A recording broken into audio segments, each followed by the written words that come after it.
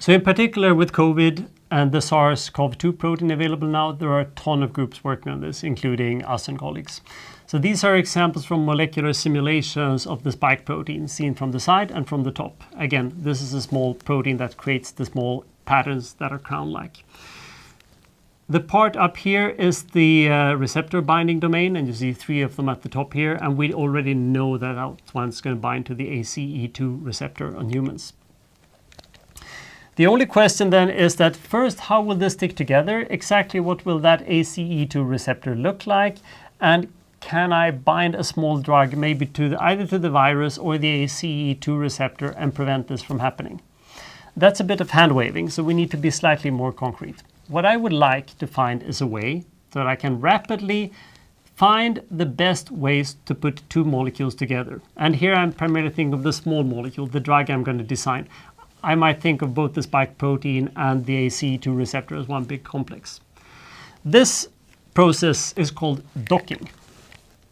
And there are 2 keywords here. First, I'm going to need to find the best way, and I need to find it. Find means that I'm going to need to search. I will need to test lots of different conformations. Best means that I'm going to need to score it. So I can write that. Right? There has to be some scoring here. In theory, you could calculate the free energy in a simulation, but as I already hinted, that's going to be too expensive in practice.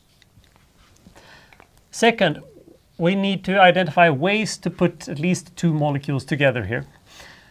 That means that I will literally have to search by trying to fit the molecule in lots of geometrically different conformations. And in a way, you almost did that already. Do you remember lab 1 when you used a Monte Carlo algorithm? You didn't have a continuous energy landscape, but if you test that position or that position or that one or that one or that one. Here, if we just want something that is super fast and that we accept that we might be a bit sloppy, Monte Carlo algorithms might actually work quite well. I'm going to need to find a way to rotate the molecules. I need to decide how much freedom I will allow in the molecule. And this is a complicated balance because the more accurate I do things here, accuracy sounds good, but the more accurate we do things, the more costly it's going to be. And here, the whole assumption here is that this should be a fast and relatively sloppy method to ensure that it's 1,000 times faster than the experiments. So I will not go for accurate here. This requires us to develop 2 things. First, I need some sort of sampling. For instance, Monte Carlo sampling. I need to generate many different conformations, ways of putting these molecules together or putting the small molecule in the receptor.